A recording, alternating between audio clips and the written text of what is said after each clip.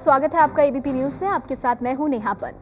मंगलवार को आरएसएस प्रमुख मोहन भागवत और लालकृष्ण आडवाणी एक मंच पर मौजूद थे। मोहन भागवत ने भाषण देते हुए कहानी सुनाई।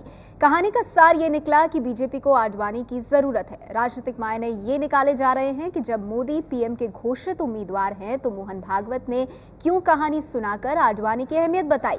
कहीं इसके पीछे मंशा ये तो नहीं कि चुनाव में मोदी को बहुमत नहीं मिला तो आडवाणी को आगे करके सरकार बनाई जाए। सवाल ये भी है कि क्या पीएम की रेस में आडवाणी की एंट्री हो गई है। आडवाणी जी राजनीति में है, वही रहना और पुण्यवान रहना ताकि गांव को पाप न खावे। संघ प्रमुख के इस संदेश से साफ है कि आडवाणी को बीजेपी में अतीत मानने की भूल पार्टी के नेता न करें। मोहन भागवत का यह बयान मंगलवार का है, लेकिन जिस कहानी का जिक्र करके उन्होंने आडवाणी का नाम लिया उसका असर अगले साल होने वाले लोकसभा चुनाव के बाद दिख जाए तो कोई आश्चर्य नहीं। ऐसे एक व्यक्ति के घर के सामने उसकी पत्नी बैठी है, पापड़ सुखा रही है, भोजन करके बैठी, हाथ में लाठी लेके पंची आए तो उनको हकलने के लिए, और मुंह में पान, और कुत्ता आया। क्या करना, यानी मुंह खोल नहीं सकती, ये पान कहां थूकना, आंगन भर पापड़ ही पापड़ है। तो उसको ध्यान में आया कि इधर का तो हो गया है सब, और जो है वो कचरा ही है, फेंकना ही है। तो उसने फट से वहां थूक दिया और कुत्ते को भगाया। शाम को वो आए पतिदेव खेत से, वो करने लगे सफाई, तो उनको उस कुंड में सोने का टुकड़ा मिला। उसने पूछा पत्नी को, बहुत देर पत्नी ने बताया नहीं, फिर बताना पड़ा कि ऐसे ऐसे हुआ, और अपना अग्निहोत्र इतना पवित्र है कि उसमें थूका तो भी उसका सोना बन गया। तो पति ने कहा कि इसके बाद करना नहीं, पहली बात, और किसी को बताना नहीं। सहेलियों को पनघट पर कभी पता चल गई होगी। दूसरे दिन से गांव में इनका घर छोड़ के प्रत्येक घर में रोज अग्निहोत्र से सोना निकले। तो पत्नी ने कहा कि गांव छोड़ो। दूसरे दिन भोर भये अपनी सारी गठरी लेकर निकले और गांव के बाहर एक टीले पर खड़े होकर गांव को देखने लगे। तो गांव में आग लगी है, दंगे हो रहे हैं, आवाज आ रही है। पत्नी ने पूछा, अभी तो निकले, ठीक था, ये क्या हुआ? तो उन्होंने कहा, देखो सब अग्निहोत्र वहां जो है घरों में, उसमें टुकड़ा मिलता था। एक अपना घर था जो ये पाप नहीं कर रहा था, हम वहां थे, इसलिए गांव सुरक्षित था। हमने छोड़ा तो पाप गांव को खा रहा है। तो कैसे रहना है? आडवाणी जी राजनीति में है, वही रहना और पुण्यवान रहना ताकि गांव को पाप न खावे, ऐसा मैंने कहा। नरेंद्र मोदी के पीएम उम्मीदवार बनने के बाद से आडवाणी पर्दे के पीछे चले गए थे, लेकिन संघ से मिली इस संजीवनी ने उम्मीदों के कई रास्ते फिर से खोल दिए हैं। इसका मतलब उनको अंदेशा है कि उनके गांव में आग लगेगी। बहुत सारे लोगों को बुझाने के लिए रखे हुए हैं। जो हमारी भारतीय परंपरा पुराने समय से चलती आ रही है कि मुखिया ही सर्वश्रेष्ठ होते हैं। घरों से निकल करके और बच्चे आगे बढ़ सकते हैं, लेकिन मुखिया को अपने रोल को निभाना चाहिए। स्वाभाविक रूप से इतने वर्षों तक जिन्होंने इस पार्टी को खड़ा किया है, उनके अनुभवों का लाभ पार्टी को मिलता रहे, इसी दृष्टि से इसको देखना चाहिए, ऐसा मुझे लगता है। जानकार मान रहे हैं कि चुनाव नतीजों के बाद मोदी के नाम पर अगर समर्थन के लिए साथी नहीं मिलते तो फिर आडवाणी पर दांव लगाया जा सकता है, और बहुत मुमकिन है कि संघ ने इसी रणनीति के तहत आडवाणी को रेस में लाने की कोशिश की है। तो मोहन भागवत के इस बयान के बाद बड़ा सवाल यही उठ रहा है कि 2014 में प्रधानमंत्री की रेस में क्या लालकृष्ण आडवाणी की एंट्री हो गई है, ये सबसे बड़ा सवाल है। और इसी पर करेंगे हम आज की बड़ी बहस कि क्या लालकृष्ण आडवाणी की रेस में एंट्री हो गई है। प्रधानमंत्री रेस में जो मोहन भागवत ने कहा है, उसके बाद पीएम रेस में क्या आडवाणी का नंबर लगेगा? संघ को क्या मोदी पर पूरा भरोसा नहीं है? जो संघ प्रमुख मोहन भागवत ने आडवाणी को लेकर यह बयान दिया, मोदी को बहुमत नहीं मिलने पर क्या आडवाणी आगे किए जाएंगे? अब आडवाणी की अहमियत का बखान आखिर क्यों किया गया है संघ द्वारा? इससे पहले भी आडवाणी नाराज रहे हैं, लेकिन ये मौका जो चुना गया है आडवाणी की अहमियत पार्टी को बताने का, इसके क्या मायने हैं? तो इन तमाम मुद्दों पर हम चर्चा करेंगे। हमारे साथ खास मेहमान जुड़ गए हैं। चर्चा की शुरुआत बीजेपी के नेता जयनारायण व्यास जी से करना चाहूंगी। जयनारायण व्यास जी, सवाल ये उठ रहा है कि क्या संघ को नरेंद्र मोदी पर भरोसा नहीं है कि वो 272 प्लस का जादुई आंकड़ा पार्टी के लिए ला पाएंगे, और इसीलिए आडवाणी की अहमियत बताई आज संघ प्रमुख मोहन भागवत ने? देखिए, ये मैं समझता हूं कि कुछ ज्यादा ही धारणा और अनुमान पे आधारित बात है। भागवत जी ने जो कहा वो सही मायने में और सही संदर्भ में अगर लिया जाए तो किसी भी व्यवस्था के लिए, किसी भी कुटुंब व्यवस्था के लिए तजुर्बा भी चाहिए और जोश भी चाहिए। तो आडवाणी जी हमारे शीर्षस्थ नेता है, उनका जो तजुर्बा है, उनका जो मार्गदर्शन है, वो भारतीय जनता पक्ष को आगे ले जाने के लिए बिल्कुल जरूरी है। मोदी जी हमारे जो हैं वो हमारे प्रधानमंत्री, लेकिन जय नारायण व्यास जी, ये सवाल इसीलिए उठ रहा है क्योंकि मोहन भागवत ने एक कहानी का हवाला दिया और उसके माध्यम से कहा कि गांव छोड़कर ना जाएं वरना गांव में आग लग सकती है। तो ये वो बात को काफी आगे तक ले गए। देखिए, ये मैं कहूंगा कि शायद इनकी जो भावना थी वो ये थी कि जो भी कुटुंब है, कुटुंब के साथ आपके मार्गदर्शन के साथ संजोर के आप चलेंगे तो इसका जो ऑप्टिमम रिजल्ट आना चाहिए, जो इसके महत्तम परिणाम प्राप्त होने चाहिए, उसके लिए ये जरूरी है। और ये बात को मद्देनजर रखते हुए आपके आगे की जो इसके साथ जुड़ी हुई बातें हैं उसको मैं देखना चाहूंगा। मैं इस तरह इक्का दुक्का बात लेके इसको अनुमानों पे आधारित लेकिन अनुमानित नहीं करना। सवाल ये उठता है ना कि यही संघ कुछ समय तक ये इशारे कर रहा था आडवाणी जी को कि उन्हें रिटायर हो जाना चाहिए। यही संघ कुछ समय तक ये इशारे कर रहा था कि जो 70 साल के उम्र पार के लोग हैं उनको फिर चुनाव नहीं लड़ना चाहिए। यही संघ और यही बीजेपी में कहीं कहीं आडवाणी हाशिए पर आ रहे थे और अचानक अब जैसे एक दाग का शेर है कि दाग इतराए फिरते हैं, आज शायद उनकी आबरू होने लगी। तो एक नए सिरे से पुनर्स्थापना वाली जो बात है। देखिए, एक बात हम समझ के चले कि ये प्रसंग खुद था, वो आडवाणी जी को सेंटर में रख के था और ऐसे प्रसंगों में स्वाभाविक तरीके से कुछ बातें इस तरह की आ जाती है। तो मैं मानता हूं कि प्रसंग से अलग होके इसको ये जो अनुमान है आप मान रहे हैं कि ये बड़ी साधारण सी बात है, इसका कोई और मायना नहीं निकालना चाहिए। लेकिन बाकी मेहमान शायद इससे अलग नजरिया रखते हैं। कांग्रेस पार्टी से अर्जुन मोढवाडिया जी हमारे साथ है। अर्जुन मोढवाडिया जी, आपको क्या लगता है, नरेंद्र मोदी बीजेपी के डिक्लेयर्ड प्राइम मिनिस्टरियल कैंडिडेट हैं, प्रधानमंत्री पद के उम्मीदवार हैं, बावजूद इसके मोहन भागवत कहते हैं कि आडवाणी ना छोड़कर जाएं परिस्थितियों को जैसी वो हैं वरना मुश्किल आ सकती है। क्यों कह रहे हैं वो ऐसा?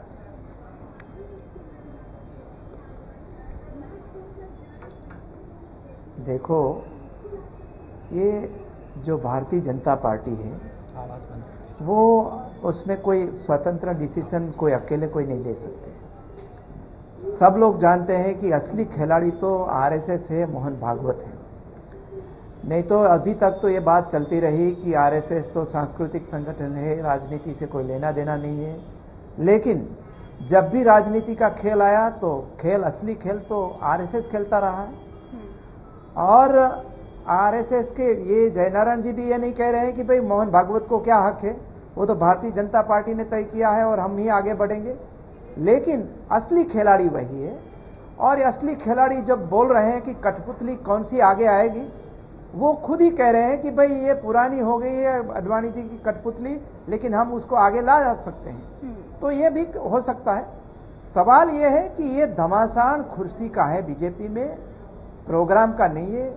देश की राजनीति में तो नीति के आधार पर चलनी चाहिए। आप कह रहे हैं कुर्सी का घमासान है, आप इसे कुर्सी के घमासान के तौर पर देख रहे हैं। और एक कंफ्यूजन नरेंद्र मोदी का जो चेहरा है वो कभी भी स्वीकृत नहीं बनेगा देश में। ठीक है, चलिए इसी बात को मैं आगे ले जाती हूँ। हमारे साथ संघ विचारक विराग पचपोरे जी भी मौजूद है। विराग जी, यहाँ पर सवाल ये कि संघ को अब क्यों आडवाणी की अहमियत की याद आई? वो काफी समय से नाराज चल रहे हैं, लेकिन अब मोहन भागवत कह रहे हैं कि गांव छोड़कर ना जाएं वरना गांव में आग लग सकती है।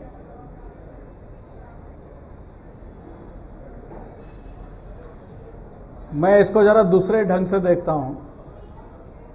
आडवाणी जी का जो कद है वो पार्टी से कहीं ऊपर है, वो देश के नेता है। और देश की जो आज की स्थिति है वो बड़ी भयानक है। उस स्थिति से उबारने के लिए, देश को बंटने नहीं देने के लिए, समाज को बंटने नहीं देने के लिए आडवाणी जैसे ज्येष्ठ और राजनीतिज्ञ का बने रहना राजनीति में आवश्यक है। नहीं तो जैसे वो गांव में आग लग गई थी, वैसे देश में आग लग सकती है, उसमें से बचाने का कहने की जरूरत क्यों सामर्थ्य, पड़ी? उसमें से बचाने का विजडम नरेंद्र मोदी पीएम उम्मीदवार है बीजेपी के, उनमें भी तो सामर्थ्य है ना। देश की अवस्था क्या वैसी उनमें सामर्थ्य नहीं है जो लाल कृष्ण आडवाणी का नाम आगे किया गया है ना? ऐसा है, देखिए आडवाणी जी का नाम आगे नहीं किया गया या किया गया ये तो अलग विषय है, लेकिन पार्टी में जो इस प्रकार का विचार चलता है, घरों में भी चलता है कि जो बड़े बूढ़े लोग होते हैं घर में, जो विजडम जिनके पास रहता है, विवेक रहता है, ऐसे लोगों की जरूरत होती है। ठीक है, आप कह रहे हैं बड़े बूढ़ों की जरूरत आवश्यकता होती है, ताकि साबिर सारे अली विषय को साहब पूरे जो मामले जेडीयू से हमारे साथ मौजूद है वो मुस्कुरा रहे हैं आपकी इस बात पर। साबिर अली साहब, आप किस तरह से देख रहे हैं अब बयान के बाद जिस तरह से उसको परिभाषित किया जा रहा है, बयान के मायने निकाले जा रहे हैं? देखिए ऐसा है, बयान के माने जो जिस तरह निकाले, एक दो बातें सच है, उसको इस देश का जो आदमी राजनीति में रुचि रखता है वो दो बातों को डिनायल नहीं कर सकता, उसको इनकार उन दो बातों से नहीं। नंबर एक कि आडवाणी जी एक बड़े संघर्ष की है, राजनीतिक जीवन में लंबा संघर्ष रहा है, उतना बड़ा संघर्ष भारतीय जनता पार्टी में किसी और की नहीं रही है, नंबर एक। नंबर दो कि संघ के बगैर भारतीय जनता पार्टी सांस नहीं ले सकती, ये भी तय है। अगर ये बात कही गई है, इसका मतलब कहीं ना कहीं खाने में बड़े पकवान पक रहे हैं, उसकी खुशबू चाहे जिस खिड़की से निकल रही हो, लेकिन पकवान कुछ और पक रहा है, खुशबू जो निकल रही है उसमें परफ्यूम कोई और डाला जा रहा है। तो पकवान की महक तो आप तक भी आ रही है ना? साहस नहीं है भारतीय जनता पार्टी के लोग।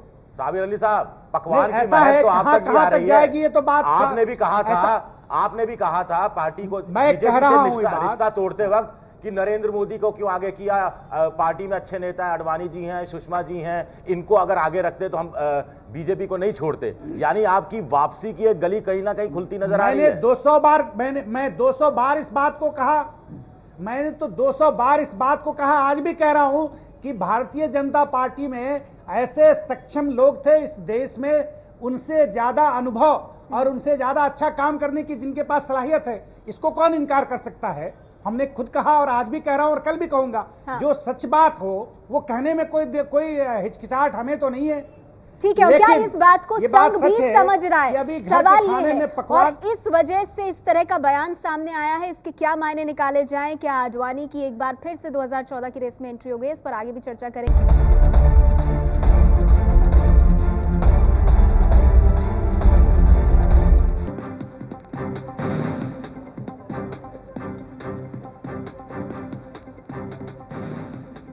चर्चा जारी है हमारी कि मोहन भागवत के बयान के बाद पीएम रेस में क्या लाल कृष्ण आडवाणी का नंबर लग सकता है? हमारे साथ सभी मेहमान बने हुए वरिष्ठ पत्रकार जयंतु घोषाल हमारे साथ मौजूद हैं। जयंतु दा, सवाल ये कि लाल कृष्ण आडवाणी लंबे वक्त से नाराज चल रहे हैं, उनकी नाराजगी किसी से छुपी नहीं है, लेकिन अभी क्यों संघ प्रमुख को आडवाणी की अहमियत याद आई है?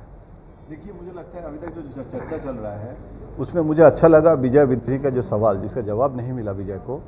लेकिन सवाल क्या था विजय का सवाल था कि आज जिस आडवाणी जी के बारे में मोहन भागवत जी इतना व्यस्त है, इतना सफ़र करते हैं, फिर भी यहाँ आके जो बातें कहे हैं वो क्यों कर रहे हैं? क्योंकि एक समय था जिस समय आडवाणी जी को, मतलब जब गोवा में भी हम देखे हैं, जब आडवाणी जी नहीं गए थे तो उस समय जो नाराजगी था आडवाणी जी के बारे में भी, और आडवाणी जी को चुनाव में टिकट भी नहीं दिया जाएगा, यहाँ तक कैंपेन शुरू हो गया था।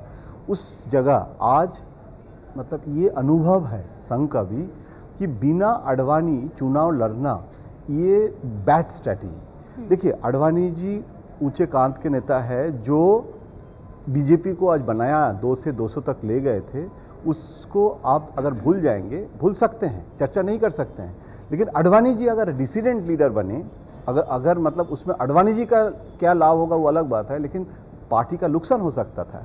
और नृपेंद्र चक्रवर्ती जैसे सीपीएम में हुआ था, आडवाणी जी ऐसे हो जाए और उसमें कांग्रेस उत्साहित हो गए थे गोवा के बाद। तो इस समय मोहन भागवत जी का स्ट्रैटेजी है कि सबको साथ में इंक्लूसिविस्ट अप्रोच लेके चले, सबको एक मतलब एक बुके में रखना, एक जगह मतलब ऑन बोर्ड आडवाणी जी को भी रखना चाहिए कि आडवाणी जी पार्टी के लिए सहायक बने, ना उनपे ऐसे कुछ आडवाणी जी का रोल ना हो जिसमें नकारात्मक हो जाए। तो इसीलिए इसका मतलब ये मत सोचिए कि नरेंद्र मोदी का नाम में कोई परिवर्तन आ गया है। ये भी तो मोहन भागवत जी ने बोले हैं कि 5 साल आडवाणी जी दिशा दिखाएंगे, लेकिन नई भारत जो बनेगा उसमें आडवाणी जी के नेतृत्व पे बनेगा, ऐसे तो मोहन भागवत जी कभी नहीं बोले। छोटी सी कहावत है कि वो बारात में बूढ़ों को रखना जरूरी होता है। नहीं, देखिए अभी अगर नरसिम्हा राव जी यहाँ पे सवाल ये है, सबको लेकर चलने के बाद पार्टी में कोई बिखराव ना हो, क्योंकि आडवाणी के जो ब्लॉग हैं उनमें भी कई बार उनका दर्द सामने आया, जहाँ पे निशाना उनका रहा है बीजेपी और जो कार्यप्रणाली जिस तरह से पार्टी के भीतर चलती रही है। लेकिन जीवीएल नरसिम्हा राव साहब भी हमारे साथ मौजूद हैं। राव साहब, सवाल यहाँ पर ये कि ये 4 राज्यों के चुनाव नतीजे आने के बाद संघ की तरफ से ये बयान आया है, और वहां पर जब नतीजे आए तो ये कहा जा रहा था आप लोगों की तरफ से कि ये मोदी की लहर है, ये है वो है, लेकिन उसके बीच में लालकृष्ण आडवाणी की अहमियत जो है वो कहीं खोई नहीं है, वो शायद बढ़ गई है, और इसका अंदाजा और एहसास दिलाने की कोशिश कर रहे हैं मोहन भागवत। अब देखिए, नेतृत्व को लेकर कौन प्रधानमंत्री उम्मीदवार बनेंगे, इस बात को लेकर घमासान मची हुई है कांग्रेस पार्टी में। और भाजपा ने कम से कम 3 महीने पहले साफ तौर पर निर्णय करके जनता को, पूरे देश को बताया हमारे प्रधानमंत्री उम्मीदवार नरेंद्र मोदी होंगे। उस स्थिति में कोई परिवर्तन नहीं है। और जिस बात पर हम अटकलें लगा रहे हैं, जो माननीय मोहन जी ने जो कहा है इस मीटिंग में, इन्होंने यही कथा 4 साल 5 साल पहले जब प्रधानमंत्री उम्मीदवार थे लालकृष्ण आडवाणी जी, उस समय भी यही कथा सुनाई थी। तो इसलिए इसको जोड़ना, इसको नेतृत्व के साथ जोड़ना ये गलत बात है। एक दूसरी बात है, कांग्रेस पार्टी कह रही है कंफ्यूजन है बीजेपी के भीतर। नरेंद्र मोदी का नाम तो आगे कर दिया पीएम उम्मीदवार के लिए, लेकिन आडवाणी को भी साथ लेकर चलना चाहते हैं। बिल्कुल, आडवाणी जी ज्येष्ठ है। आडवाणी जी के आप शायद मीडिया में इस बात को नहीं समझ सकते हैं कि आडवाणी जी की उनकी जो कंट्रीब्यूशन है, उनकी जो स्तर है, वो कोई दूसरे नेता उसको कल्पना भी नहीं कर सकते हैं मैच करने के लिए। तो इसलिए आडवाणी जी को साथ रखना, आडवाणी जी को मार्गदर्शन लेके आगे बढ़ाना पार्टी के लिए एक तो अर्जुन मोढवाडिया साहब पर कांग्रेस पार्टी की तरफ से इसे कंफ्यूजन की स्थिति क्यों कहा जा रहा है?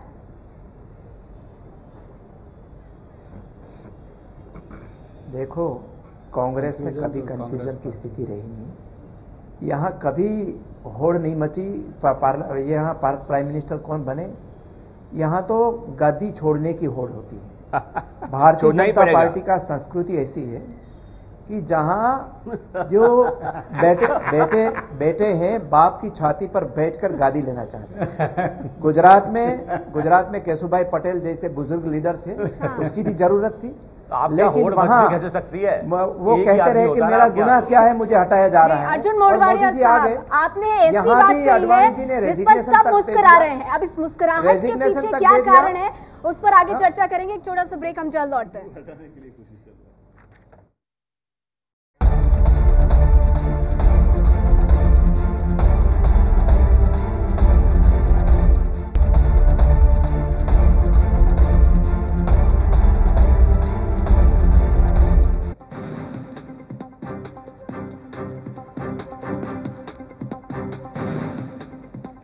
चर्चा जारी है हमारी कि मोहन भागवत के बयान के बाद क्या पीएम रेस में लालकृष्ण आडवाणी का नंबर लगेगा। चर्चा आगे बढ़ाएं उससे पहले अब तक की चर्चा में जो बड़ी बातें सामने आई हैं उस पर एक नजर डाल लेते हैं।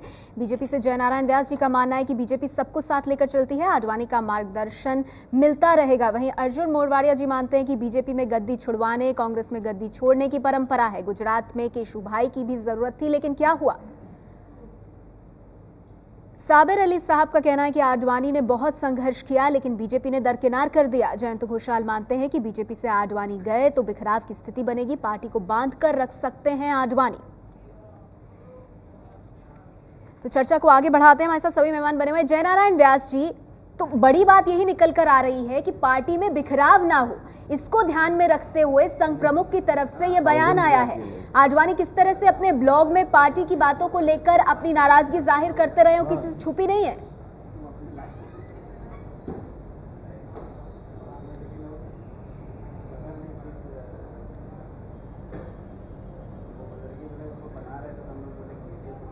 जयनारायण जी, आप सुन पा रहे हैं मुझे?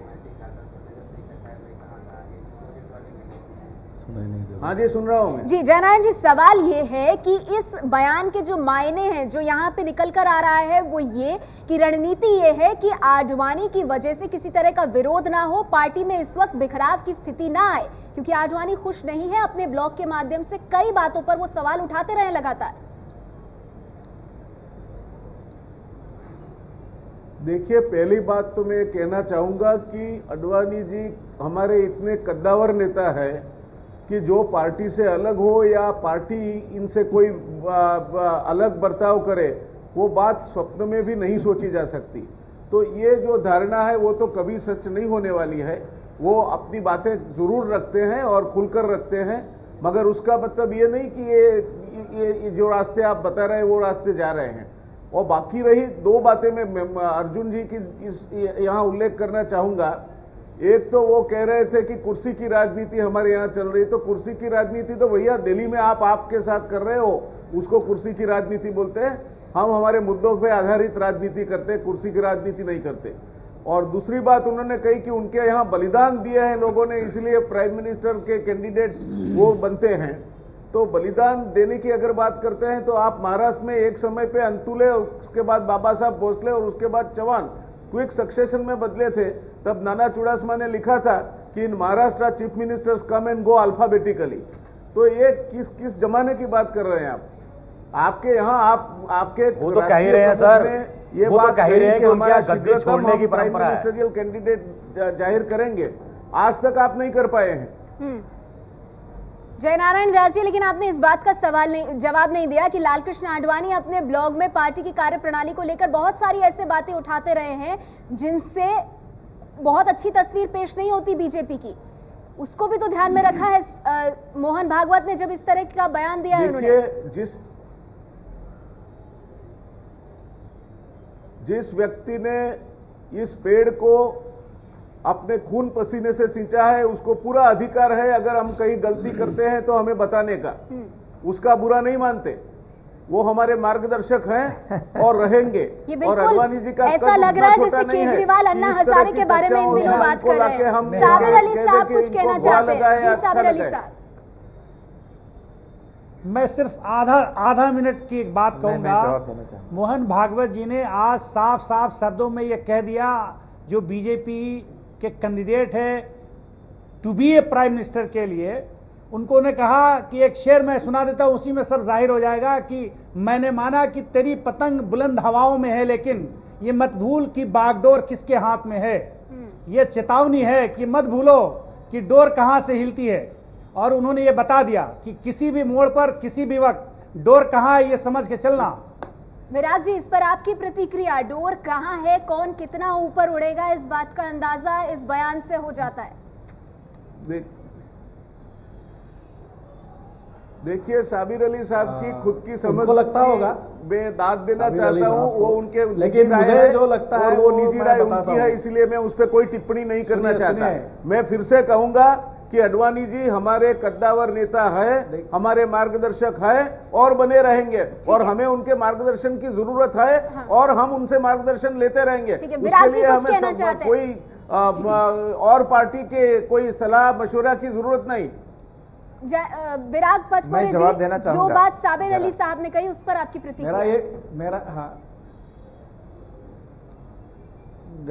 ऐसा है कि साबिर अली साहब को ये लगता होगा कि डोर शायद किसी और के हाथ में है, लेकिन कुल मिलाकर विचार करेंगे तो ऐसा है कि जैसे घर में एक सीनियर व्यक्ति रहते हैं, उनकी आयु हो जाती है तो उनको कि हम घर से बाहर नहीं करते, उनके अनुभव का लाभ लेते हैं और उस परिवार को बढ़ाते हैं।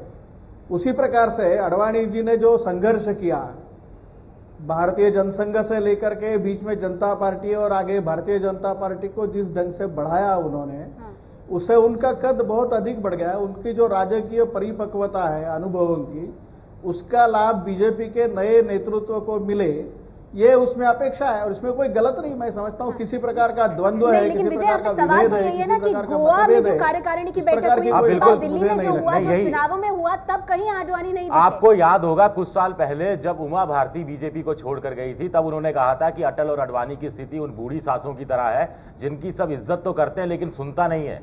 अभी अडवाणी जी ने कुछ समय पहले खत लिखा, उस खत में कहा कि बीजेपी वो दीनदयाल उपाध्याय की बीजेपी नहीं रही, गुरु गोलवलकर की बीजेपी नहीं रही, व्यक्तिनिष्ठ पार्टी हो गई है, एक व्यक्ति के आसपास घूमने लग गई है, व्यक्तियों को महत्व दिया जाने लगा है। इस पर कहां चिट्ठी हुई, इस पर कहां आपकी पार्टी में चर्चा हुई?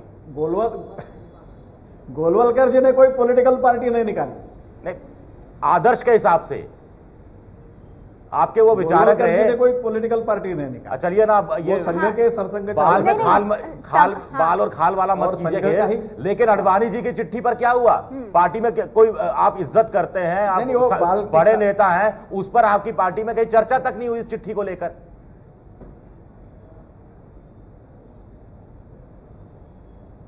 पार्टी के अंदर का मामला है, बीजेपी डिसाइड करेगी चिट्ठी पे चर्चा करनी है नहीं करनी है, कौन से चिट्ठी पे करनी है कौन सी नहीं करनी है, ये उनका अपना मामला। यानी ये हालत है आपकी पार्टी की, दखल क्यों देना है? ये हालत है आपकी पार्टी की, पार्टी का सबसे वरिष्ठ सदस्य चिट्ठी लिखकर चिंता व्यक्त कर रहा है और आप कह रहे हैं कि पार्टी तय करेगी, करनी भी है या नहीं भी करनी है। आप ऐसे अटकलें लगा रहे हैं, इस पर कोई चर्चा नहीं हुआ है, पार्टी के अंदर कोई मंथन नहीं हुआ है, आप कैसा समझते हैं? हर बात पब्लिक में नहीं रखा जाता है, हर विषय जो पार्टी के उसके मायने तो निकाले जाएंगे ना। राजनीति में हर चीज फेस वैल्यू पे नहीं ली जाती नरसिम्हा राव साहब, ये आपसे बेहतर कौन जानता है? नहीं, लेकिन सारे विषयों पर पार्टी के अंदर मंथन होता है, अब पार्टी के अंदर चर्चा लेकिन आप मानते हैं जो बात सही... तो दाने कही और जो बात विजय विद्रोही भी कह रहे हैं, पार्टी में बिखराव की स्थिति ना है। लाल कृष्ण आडवाणी नाराज पार्टी से चल रहे हैं, चिट्ठियों के माध्यम से उन्होंने ये बात साफ की, अपने ब्लॉग से उन्होंने ये बात साफ की है और इसे नहीं नकार सकती बीजेपी। नहीं, देखिए, जब पार्टी में कुछ आडवाणी जी के उनके दृष्टिकोण से कुछ गलत हुआ, तब उन्होंने खुलकर उस बात का उन्होंने पब्लिक किया है और पार्टी को उस पर काफी मीडिया में एक्सप्लेन करने में दिक्कत हुई है, लेकिन एक बड़े नेता के नाते और एक मार्गदर्शक के नाते पार्टी हर बात पर चर्चा करती है। ठीक है, चलिए तो इसको चलिए थोड़ा घुमा देते हैं। अगर एक क्लेवर स्ट्रैटेजी की बात करें, अर्जुन मोढवाडिया साहब, 4 राज्यों के चुनावी नतीजों ने बता दिया कि कांग्रेस कितने पानी में है। आपको लगता है इस वक्त का इस्तेमाल अब बीजेपी और संघ की तरफ से किया जा रहा है कि मोदी तो चेहरा है ही, लेकिन उसके साथ ही जो साथी छिटक कर बीजेपी से जाने की बात कर रहे हैं उनके लिए एक दरवाजा खोल दिया जाए, लाल कृष्ण आडवाणी का नाम कुछ इस तरह से आगे कर दिया जाए? तो ये आप लोगों की विफलता है जिसको कैश इन करने की कोशिश हो रही है दूसरी तरफ से।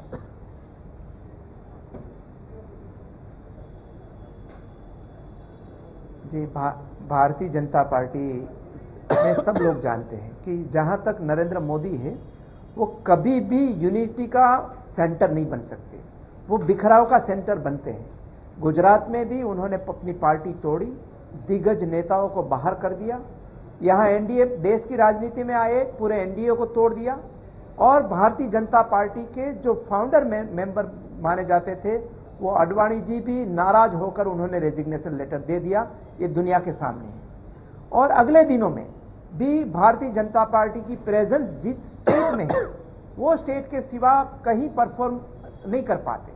तो सब लोगों को मालूम है कि जब चुनाव पूरा होगा उसी समय मोदी जी को किसी भी तरीके से कोई भी प्रधानमंत्री के स्वरूप में अगर उनकी मेजोरिटी आती है, मेजोरिटी आने की कोई संभावना आज कोई नहीं है, मोढवाडिया जी उनके नाम से कोई और पार्टी अर्जुन जी, आप मोदी जी के बारे में इस तरह का बात ना करें तो अच्छा होगा, क्योंकि आपका पार्टी का क्या हाल हुआ, ये नहीं तो हमारे पास ये 12 साल में क्या हाल किया आपके पार्टी का, आप खुद अपना विधानसभा हार गए हैं, तो मोदी जी नेता जनता पूरे देश की जनता, लेकिन ये जो बात मोहन भागवत ने कही है उसे सहयोगी किस तरह से लेंगे? चलिए ठीक है, नहीं एक सवाल यहाँ पर है, नरसिम्हा राव साहब, पूरे देश की जनता प्रधानमंत्री के रूप में देखती, तो फिर इस तरह के बयान की जरूरत क्यों पड़ी और जिन दलों के लिए बयान दिया गया है वो इसे किस नजर से देखते हैं? साबिर अली साहब की भी इस पर प्रतिक्रिया लेंगे। एक छोटा सा ब्रेक, चल लौटते हैं।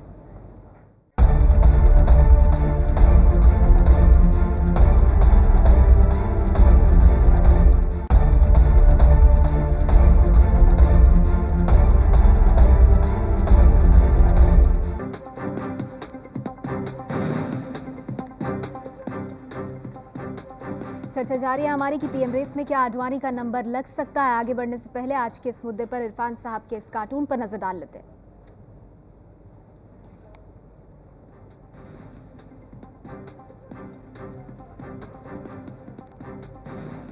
तो सवाल कहीं उठ रहे हैं मोहन भागवत के बयान के बाद। जयंतदा, एक सवाल ये भी कि इस बयान के बाद क्या ये माना जाए कि मोदी को अगर बहुमत नहीं मिलेगा तो फिर गंभीरता से आडवाणी के नाम पर विचार होगा? देखिए, आप ये जो सवाल कर रहे हैं, मुझे लगता है कि ये एक प्रीमैच्योर्ड सवाल है, क्योंकि हम लोग पत्रकार हैं, हम लोग बहुत सारे चर्चा करते रहते हैं। पार्लियामेंट में सेंट्रल हॉल में कोई हमें पूछ रहे थे, जो आप सवाल कर रहे थे वही सवाल मुझे कर रहे थे कि ये प्लान ए तो हम लोग को दिखाई दे रहे हैं, आप लोग पत्रकार है, प्लान बी क्या है? मान लीजिए संख्या नहीं हुआ तो क्या आडवाणी जी या और कोई, राजनाथ सिंह जी, अरुण जेटली, सुषमा स्वराज, कोई आ सकते हैं? खासकर आडवाणी जी तो नरेंद्र मोदी जी के गुरु हैं, कॉन्टेम्पोररी जो है उससे अच्छा है कि स्टॉप गैप अरेंजमेंट कोई वरिष्ठ नेता को करे।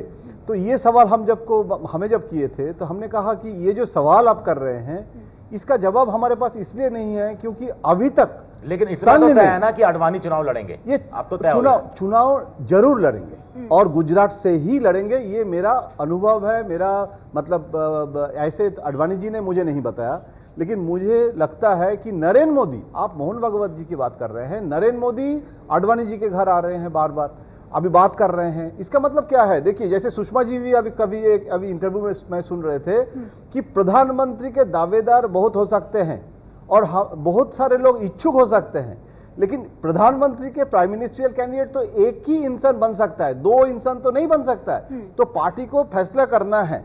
जैसे अभी एंकर पर्सन आप है, दो एंकर पर्सन तो यहां नहीं बैठ सकते हैं, तो आपको तो तय करना है कि इस समय से इस समय कौन एंकर बनेंगे। तो वैसे पार्टी जब तय कर लिए हैं कि प्राइम मिनिस्ट्रियल कैंडिडेट है, वो पार्टी लाइन है। आपका नाराजगी हो सकता है, लोकतंत्र में आपका डिफरेंस ऑफ ओपिनियन हो सकता है। आडवाणी जी का भी जो ओपिनियन था, जो डिफरेंस ऑफ ओपिनियन था, गोवा में भी जो था, जो चिट्ठी हुआ है, उसके बाद आडवाणी जी ने पार्टी लाइन जो है, संघ और पार्टी ने जो तय किए हैं उसको मान लिए हैं। और नरेंद्र मोदी भी प्राइम मिनिस्टर कैंडिडेट बनने के बाद आडवाणी जी के पास आए हैं। तो अभी जैसे वो समावेशी जो अप्रोच है वो लेना जरूरी मतलब नाराजगी नहीं चाहते, और वो नाराजगी को न्यूट्रल करना चाहते हैं, कोई शक नहीं, लेकिन नाराजगी लालकृष्ण आडवाणी की रोल नहीं लेना चाहते। जय नारायण व्यास जी, तो इसे मान लेने में कोई दिक्कत नहीं होनी चाहिए, क्योंकि एज अ पार्टी इसमें कोई बुराई भी नहीं है। लालकृष्ण आडवाणी नाराज चल रहे हैं, उनको मनाया जाए, और वही कर रहे हैं मोहन भागवत।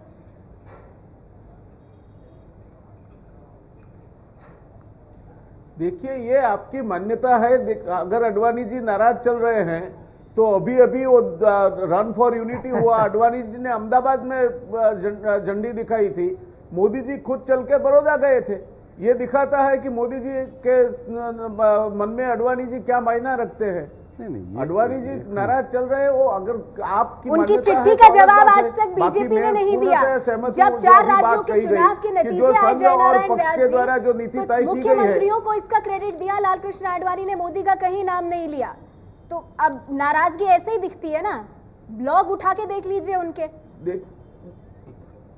देखिए, जब आपको उस समय जो बताया गया था उसको ध्यान से सुन लेते। बताया गया था कि हम पहले तो अभिनंदन करते हैं जो हमारे मतदाता है, उसके बाद धरातल पे जो हमारे कार्यकर्ता जो दौड़ते हैं, और उसके बाद राजस्थान में वसुंधरा जी और शिवराज सिंह जी मध्य प्रदेश में, और रमन सिंह जी ने ये स्थानिक नेतृत्व करके अच्छा काम किया है, और मोदी जी ने उसको प्रमोट करने में अपना योगदान दिया है। वो खुद वसुंधरा जी ने, आप लगातार ये बात मान रहे हैं जय नारायण व्यास जी कि कहीं कोई गड़बड़ी नहीं है, बीजेपी एकजुट है। मैं इसको आगे ले जाना चाहूंगी, वक्त मेरे पास बहुत कम है। बहुत संक्षेप में अर्जुन मोढवाडिया जी, यानी जो हमला आप लोगों का रहा है कि नरेंद्र मोदी एक डिवाइसिव फिगर है, उसकी धार को कुंद करने की कोशिश है। नरेंद्र मोदी चेहरा है, रहेंगे, बीजेपी ने साफ कर दिया है, लेकिन सहयोगियों की जरूरत पड़ेगी तो लालकृष्ण आडवाणी को भी साथ में रखा जाएगा, इस बात के संकेत दे दिए गए हैं।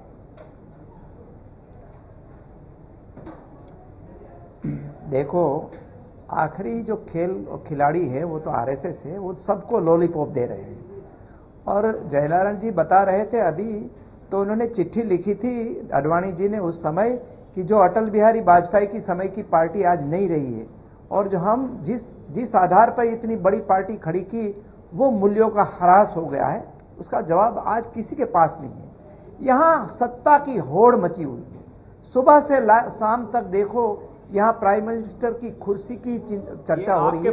जब भी प्राइम मिनिस्टर की कुर्सी 10 साल तो भी आपके पार्टी लड़ते रहे, मोदियाफोबिया चल रहा है, आपके पार्टी के पास कोई समाधान नहीं है। बहुत जल्दबाजी कर रहे हैं आप, बहुत जल्दबाजी कर रहे हैं।